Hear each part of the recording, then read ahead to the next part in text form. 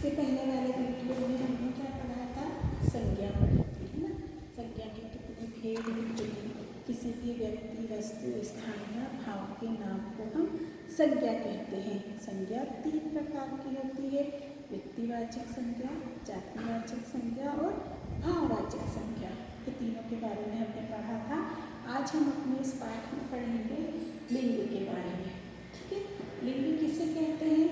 जो शब्द जिस शब्द के जिस रूप से उसके पुरुष या स्त्री जाति के होने का पता चले उसे लिंग कहते हैं। पुरुष और स्त्री, हर एक वस्तु, हर एक चीज 2 लिंगों में बटी होती है। एक पुल्लिंग होते हैं और एक स्त्रीलिंग होते हैं, है ना। तो जिन शब्दों से हमें पता पड़ता है कि ये वस्तु या ये व्यक्ति पुरुष है तो उसको हम पुल्लिंग कह देते हैं, और जिन शब्दों से हमें ये पता चलता है कि ये चीज, ये वस्तु, ये व्यक्ति स्त्री जाति का बोध करा रहा है तो हम उसे स्त्रीलिंग कह देते हैं, है ना। लिंग के आधार पर हमें पता पड़ता है कि ये पुरुष है या स्त्री है। यदि हम कहें मोर नाचती है और मोरनी देखता है तो गलत है नहीं, हमें तुरंत समझ में आ जाता है कि हमने जो बात बोली वो गलत है। मोर नाचती है नहीं होगा, मोर तो पुल्लिंग है, तो क्या होगा? मोर नाचता है। मोरनी देखती है ना। तो ये हमको कैसे समझ में पड़ा? मोर पुल्लिंग है और मोरनी जो है वो स्त्रीलिंग है। लिंग के आधार पर हमें पता पड़ता है कि कौन सा नर है और कौन सा मादा है। तो शब्द के जिस रूप से उसके पुरुष या स्त्री जाति के होने का पता चले उसे हम लिंग कहते हैं, स्त्रीलिंग और पुल्लिंग। जो शब्द स्त्री जाति का बोध कराते हैं उन्हें स्त्रीलिंग कहा जाता है, और जो शब्द पुरुष जाति का बोध कराते हैं उन्हें पुल्लिंग कहा जाता है। बच्चा, लड़का और कुत्ता पुल्लिंग शब्द होंगे, जबकि बच्ची, लड़की और कुतिया ये क्या होंगे? स्त्रीलिंग शब्द होंगे, है ना। तो जो शब्द हमें पुरुष जाति का भेद बताते हैं या बोध कराते हैं उसे हम पुल्लिंग कहते हैं, और जिन शब्दों से हमें स्त्री जाति के बारे में पता चलता है उन्हें हम स्त्रीलिंग कहते हैं। पलंग, खिलौने, फूलदान ये पुल्लिंग शब्द होते हैं, इनके स्त्रीलिंग शब्द नहीं होते हैं।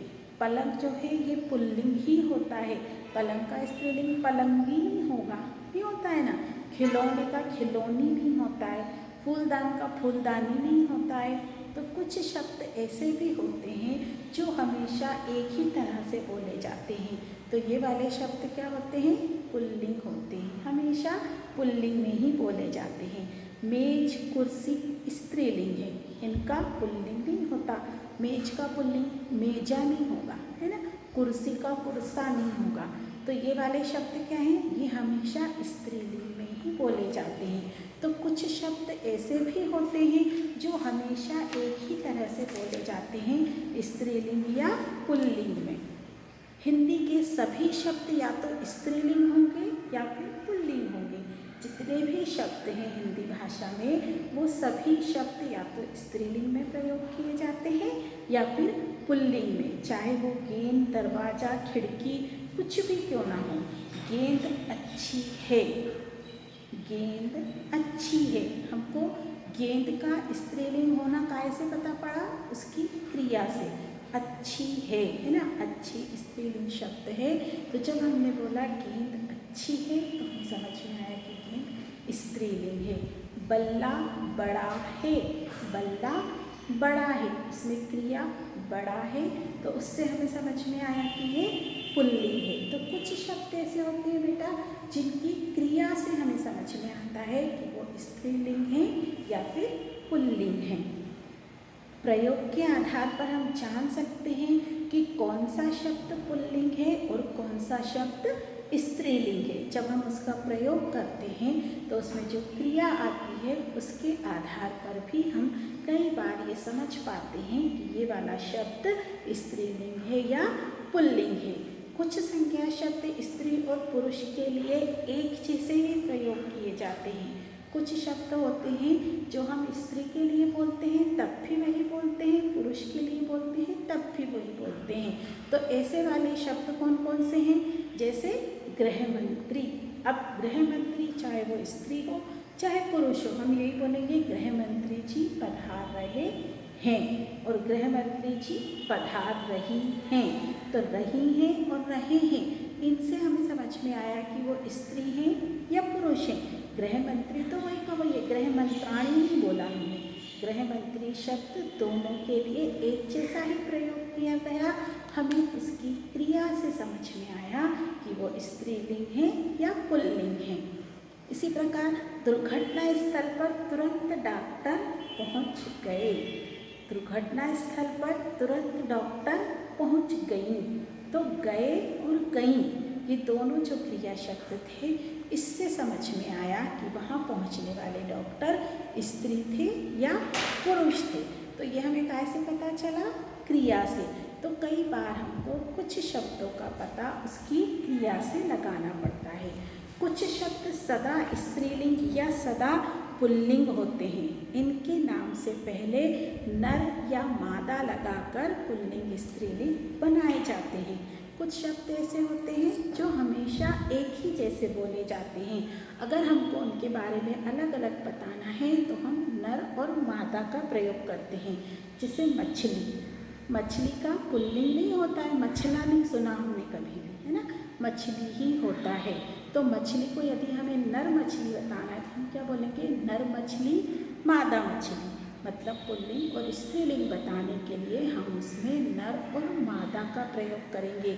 मछली वैसा का वैसा ही रहेगा। कोयल, कोयल भी हमेशा कोयल ही होती है। यदि आपको उसके बारे में बताना है तो नर कोयल या मादा कोयल बताएंगे। खरगोश, इसको भी अगर हमें अलग अलग करना है तो नर खरगोश या मादा खरगोश हम बोलेंगे। मगरमच्छ, कछुआ, मक्खी, ये ऐसे शब्द हैं जिनके लिए हमको नर और मादा का प्रयोग करके पता लगाना होता है कि ये स्त्री है या पुरुष है। ये हमेशा बोले एक ही जैसे जाते हैं। कुछ शब्द सदा पुल्लिंग के ही होते हैं। सोमवार, मंगलवार, बुधवार, ये दिनों के नाम हैं। सोमवार आ गया, कल मंगलवार था, आज बुधवार है। तो ये शब्द क्या है? हमेशा पुल्लिंग। कल बुधवार थी नहीं बोलेंगे हम, है ना, कल सोमवार थी नहीं बोलेंगे। हम हमेशा इनको पुल्लिंग में ही प्रयोग करेंगे। पहाड़, हिमालय पर्वत, है ना, पहाड़, अरावली पर्वत, इनको हम हमेशा पर्वतों के जो नाम हैं उनको भी हमेशा पुल्लिंग में ही बोला जाता है। देश के नाम भारत, चीन, जापान, पाकिस्तान, ये भी शब्द ऐसे हैं देशों के नाम जो हमेशा पुल्लिंग में ही प्रयोग किए जाते हैं। फिर ग्रह, मंगल ग्रह, बुध ग्रह, शुक्र ग्रह, ये भी एक सिर्फ पृथ्वी ग्रह ऐसा है जो स्त्रीलिंग में आता है, बाकी के ग्रह सभी पुल्लिंग में आते हैं। कुछ शब्द सदा स्त्रीलिंग होते हैं, जैसे नदियों के नाम गंगा, यमुना, सरस्वती, कावेरी, सतलुज, ये सारी नदियाँ जो हैं ये सब हमेशा स्त्रीलिंग के रूप में ही बोली जाती हैं, ये स्त्रीलिंग ही होती हैं। बोलियाँ जो हम बोलते हैं, बोलियाँ अवधी बोली, हिंदी, मराठी, गुजराती, ये भी हमेशा स्त्रीलिंग के रूप में ही बोली जाती हैं। भाषाएँ हिंदी, अंग्रेजी, उर्दू, ये भी हमेशा कैसे बोली जाती हैं? स्त्रीलिंग के रूप में। लिपियों, तिथियों, भावों आदि के नाम भी स्त्रीलिंग के रूप में ही पहचाने जाते हैं। लिंग की पहचान के लिए जिस शब्द का लिंग समझ में नहीं आ रहा हो उसका बहुवचन रूप देख लें। अगर आपको समझ में नहीं आ रहा कि ये स्त्रीलिंग है या पुल्लिंग है तो आप उसका बहुवचन देख के समझ सकते हैं। पुस्तक, पुस्तकें, पुस्तकें आ रहा है। दरवाज़ा, दरवाजे, रोटी, रोटियाँ, तिनका, तिनके, तो जिनमें ए आ रहा है वो स्त्रीलिंग हो जाएंगे और पुल्लिंग हो जाएंगे। तिनका का स्त्रीलिंग हो जाएगा तिनके, रोटी का रोटियाँ वो स्त्रीलिंग है। तो इस प्रकार से हम पुल्लिंग और स्त्रीलिंग शब्दों का पता लगा सकते हैं। Thank you.